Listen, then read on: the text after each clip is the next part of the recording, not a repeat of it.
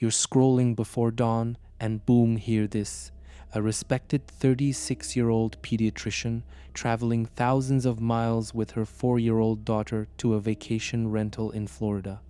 Imagine the perfect escape. Instead, she calls 911 at 3:20 am, frantic, saying her daughter drowned in the pool.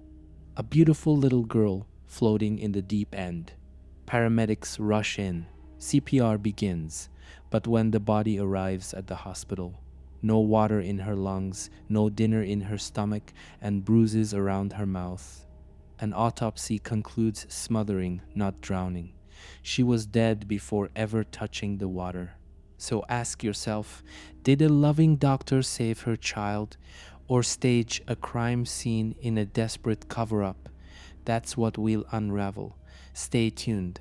It was shortly after 3:20 in the morning on June 27th when Dr. Neha Gupta and her daughter Arya, who had traveled from Oklahoma City to a vacation rental in El Portal, Florida, found themselves at the center of a nightmare. Neha says she woke to a noise, discovered a sliding glass door wide open, and realized Arya was missing from her bed. Panic-stricken, she rushed outside and found her 4-year-old daughter floating face down in the deep end of the pool. For 10 agonizing minutes, she tried to pull Arya out, but being unable to swim, she finally called 911. Paramedics arrived, performed CPR, and rushed Arya to Jackson Memorial's Ryder Trauma Center. But at 4:28 am, the hospital confirmed she was gone. What began as a frantic rescue quickly unraveled. The scene, the call, the moments in between each would be dissected and challenged. Because something about this story just didn't add up. 2 days after Arya's death, the autopsy results were in, and what they revealed tore the heart out of the narrative her mother had given. First, the lungs, completely dry, no water, not even a trace. Then the stomach, empty. But Neha had told officers they'd eaten together around 9 that night. That meant no digestion. That meant something was very wrong with the timeline. But the most haunting detail, bruising inside Arya's mouth, tiny cuts, redness that didn't match CPR. It looked more like someone had pressed down over her nose and mouth deliberately, forcefully.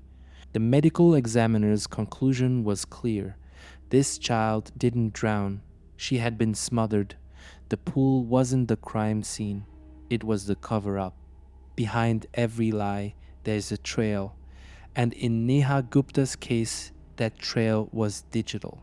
Investigators started with the basics. Flight logs confirmed she flew from Oklahoma City to Miami with her daughter on June 25th. The destination, a quiet Airbnb in El Portal. But here's the twist: her ex-husband didn't even know they'd left the state.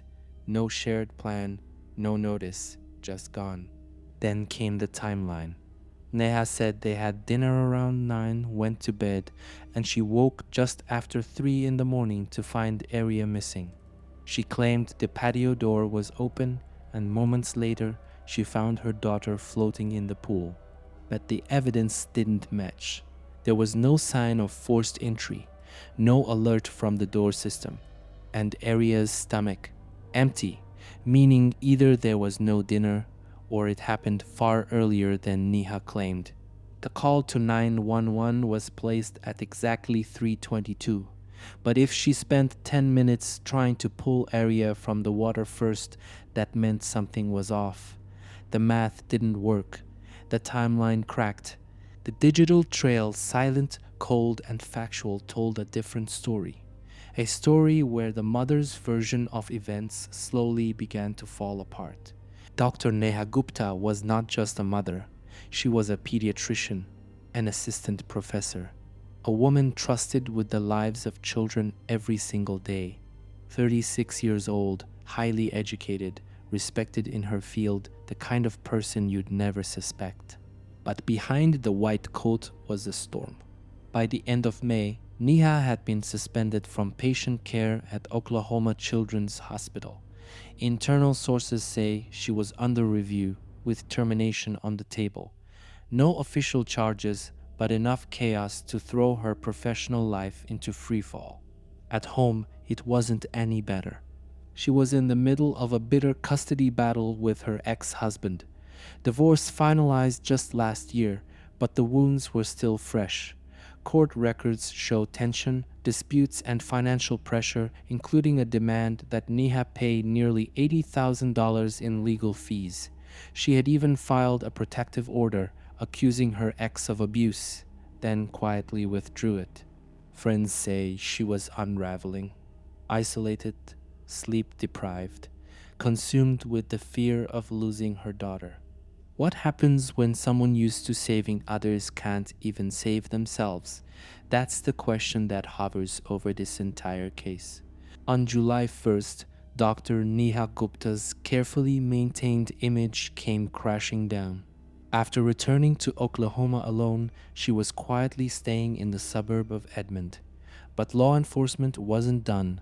Armed with a warrant and damning forensic evidence, local police and us marshals moved in. She was arrested without incident and booked into the Oklahoma County Detention Center. The charges: first-degree murder and fleeing to avoid prosecution. No more vacation home. No more white coat. Now she was in an orange jumpsuit. Back in Florida, prosecutors made their stance clear. They believe Gupta killed her daughter before ever stepping outside, and then staged the scene to look like an accidental drowning. A calculated move, they say, born from fear, desperation, or something darker. Her attorney pushed back fast, calling it a rush to judgment. He claimed she was grieving, cooperative, and consistent in every statement. But the facts didn't lie. She was denied bond. Extradition is now underway. A doctor, a mother, a suspect, and soon a defendant in a Florida courtroom. Why would a doctor trained to save children take the life of her own? That question haunts every inch of this case, and detectives believe the answer lies in pressure, crushing, unrelenting pressure. By the end of May, Neha Gupta had been suspended from Oklahoma Children's Hospital. Just weeks before Aria's death, she was facing termination. Her once stable career was unraveling. At the same time, her personal life was on fire. Her divorce, finalized the previous year, had turned into a war over custody. Court records show she was ordered to pay nearly $80,000 in legal fees. She had filed for a protection order against her ex-husband, then retracted it. Nothing was stable. Nothing was safe. Not her job, not her home life, not her future. And then came the trip to Florida. A sudden, unannounced getaway. No warning to the father. Just mother and daughter and a rental house with a pool. Prosecutors believe it was premeditated. A staged scene. A desperate attempt to regain control by any means necessary. The defense will argue she was simply overwhelmed, spiraling, but never violent. But the evidence paints a different picture. A woman in free fall and a child caught in the collapse. The courtroom is quiet for now, but behind the scenes, both sides are preparing for war. The prosecution is building its case brick by brick. First, the autopsy. No water in the lungs, no food in the stomach, signs of smothering. Then the timeline, dinner that doesn't match digestion, a 911 call that conflicts with her own account, an unlocked door with no signs of forced entry, and finally, the travel, a mother who leaves town with her child without telling the father, only to return home alone. They say it all adds up to one thing: premeditation. The defense sees it differently. They say Neha Gupta is not a killer. They argue she cooperated fully, gave consistent statements, and has been grieving since the moment her daughter died. They're already pushing for a second autopsy and challenging the forensics. But at the heart of this trial won't just be science. It will be story. Two narratives, one about a brilliant doctor who planned her daughter's death and tried to cover it up. The other about a mother crushed under pressure, lost in panic, and wrongfully accused. The jury won't just weigh evidence, they'll weigh emotion, and every single detail will count. When news broke of a pediatrician accused of staging her 4-year-old daughter's drowning, the internet erupted. Across forums and social platforms, people are torn wide open, stunned, heartbroken, enraged. Many mothers and professionals comment on the double betrayal. How could someone trained to save children do this? She had the world in her hands and still broke. Public sentiment, a mix of shock, sorrow, and suspicion. Some see a calculated crime, others see a woman who finally snapped, but almost no one is hovering in that middle ground anymore. The custody fight adds fuel. Critics wonder, was this desperation masked as murder? Supporters, however, question whether the authorities rushed to judgment too quickly. The case has sparked a deeper conversation on mental health and motherhood. What does stress do to a person, they ask. Can perfection push someone over the edge? One thing's clear, this isn't just a tragic headline, it's a social mirror. In the comments, viewers are arguing motives, debating timelines, and asking, could this be me? That emotional charge is why this story grips and lingers. And as the trial approaches, public interest isn't fading, it's intensifying. Up next, section 10, where we zoom out and ask, what lessons does this give us on trust, motherhood, and the lives we present to the world?